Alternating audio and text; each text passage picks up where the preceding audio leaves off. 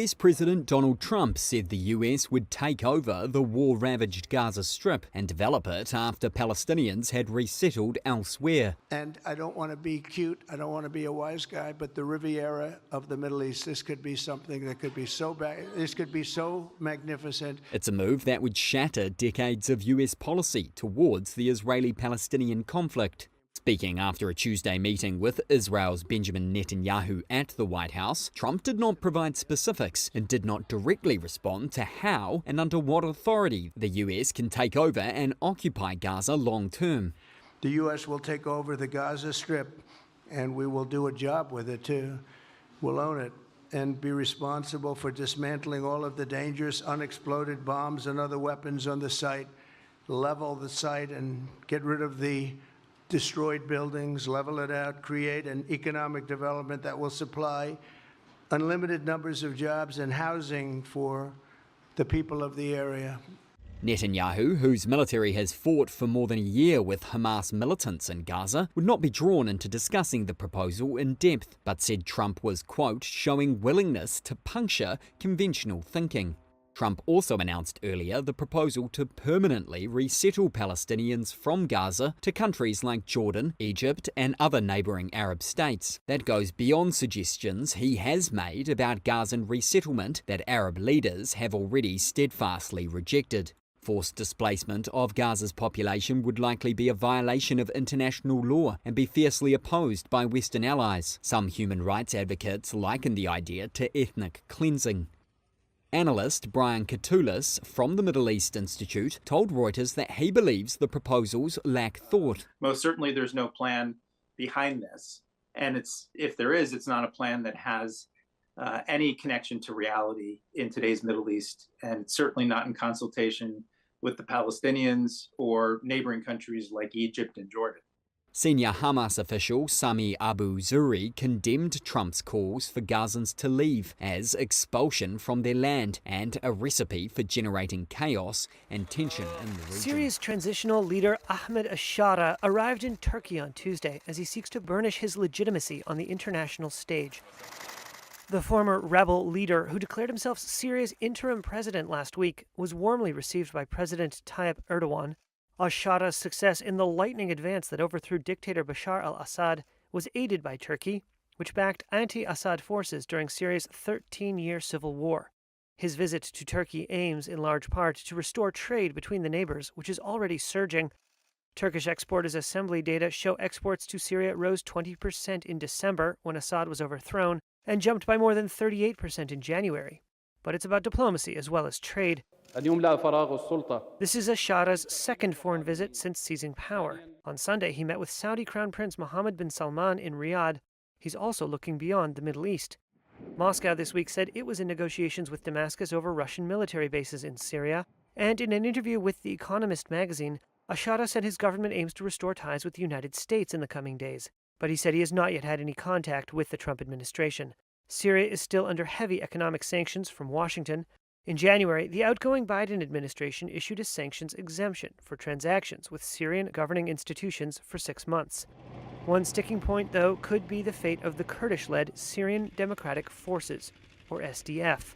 The U.S. has backed the group, which was a chief fighting force in the coalition effort against Islamic State.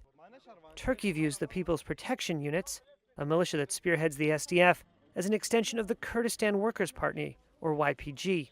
The YPG has been waging an insurgency against the Turkish state since 1984 and is deemed a terrorist group by both Turkey and the U.S. And there are signs of rising tensions. A car bomb killed 20 people in the northern Syrian city of Manbij on Monday. The city changed hands a number of times. The SDF captured it from ISIS in 2016. In December, Turkish-backed rebels seized it from the SDF. There were no immediate claims of responsibility. It came just 2 days after another car bomb in the same city killed 4 people, according to Syria's state news agency. Mexican soldiers were mobilized to the U.S. border on Tuesday to crack down on fentanyl trafficking. It's part of a deal between U.S. President Donald Trump and Mexico's leader Claudia Sheinbaum to pause his threat of tariffs for a month. National Guard Coordinator Jose Luis Santos Isa spoke to the media. The personnel that have just arrived belong to the National Guard. They arrived because of the recent agreements between President Claudia Sheinbaum and President Donald Trump, which consist of reinforcing the northern border of our country with people of the National Guard to avoid drug trafficking from Mexico to the United States, especially of fentanyl.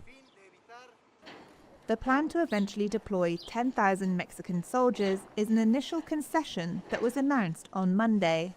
Sheinbaum said Washington also made promises to try and stop the flow of high-powered weapons from the United States over the border into Mexico. Mexico argues that more than 500,000 guns are trafficked annually into the country from the US. Analysts Reuters spoke to say the hefty concentration of Mexican troops at the border could leave other areas of the country vulnerable. Sheinbaum has threatened retaliatory tariffs if Trump makes good on his threat of 25% duties on Mexican imports. A trade war between Mexico and the US would likely throw Mexico into a recession, while US consumers would have been hit with higher prices on Mexican imports, including cars and trucks.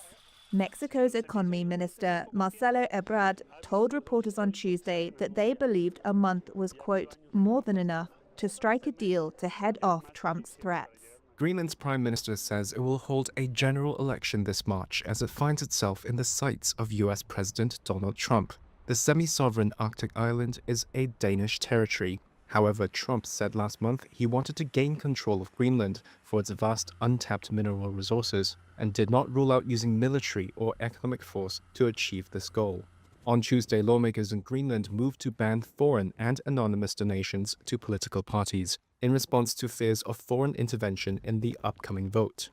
This week, Greenland also tightened rules on foreign real estate and property investments. Independence from the Kingdom of Denmark is expected to be a central issue in the March elections.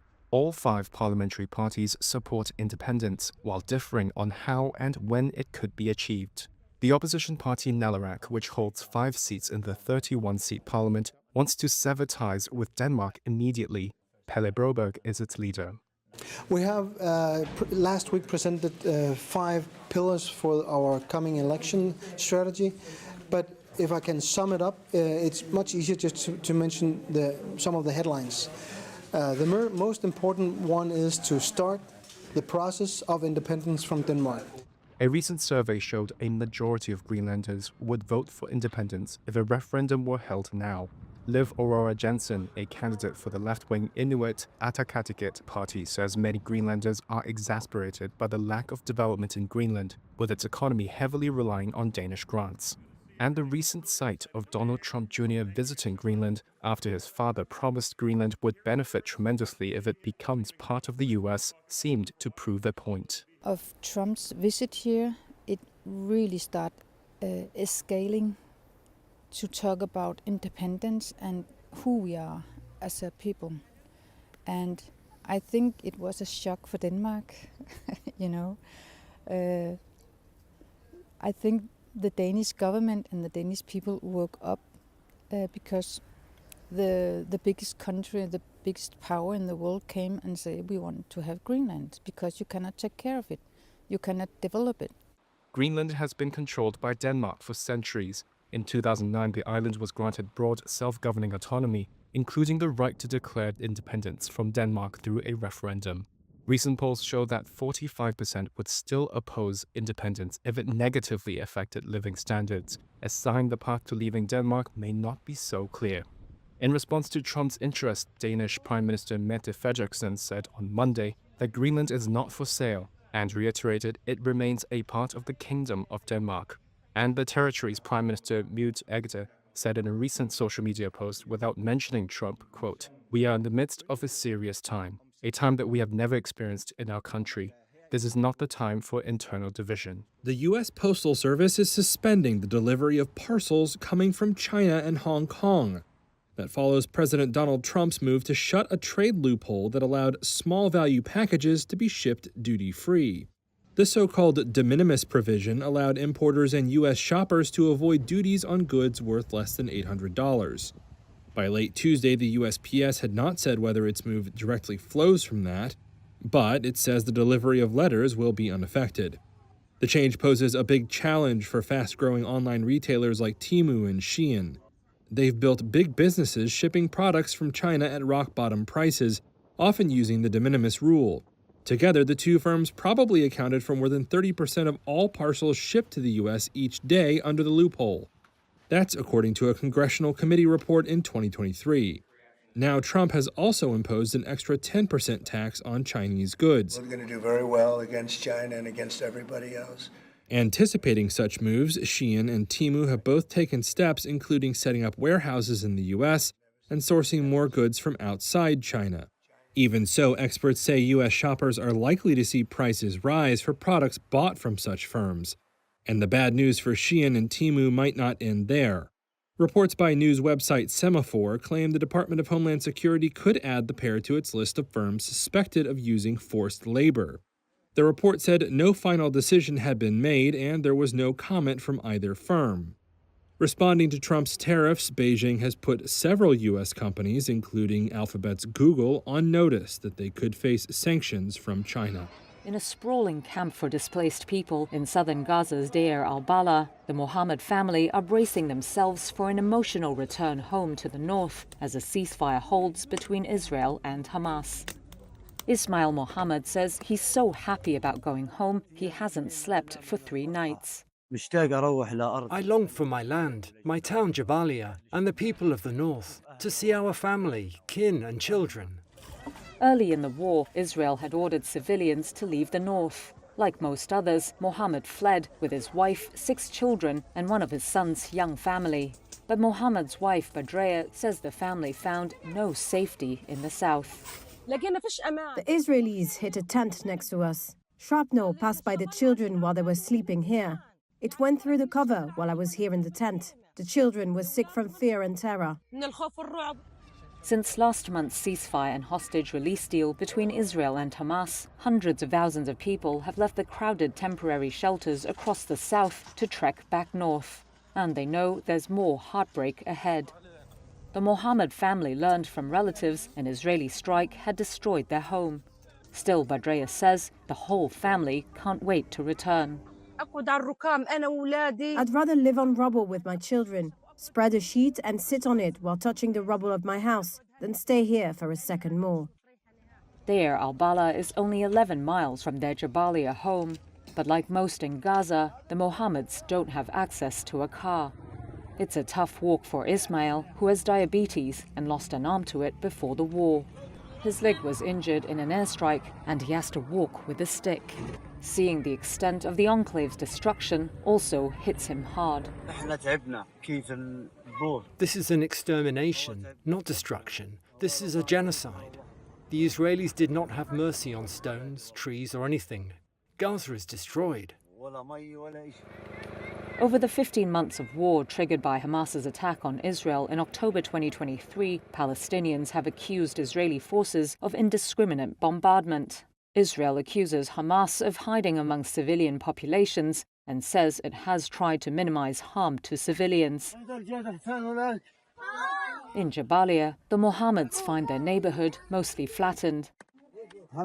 Ismail is relieved to reach the destination, but then points to what used to be their house. As he digs through the rubble, the harsh reality slowly takes over the bittersweet feeling of coming home. There is no joy or anything, he says. I wish we'd stayed in the south rather than seeing this destruction, this extermination.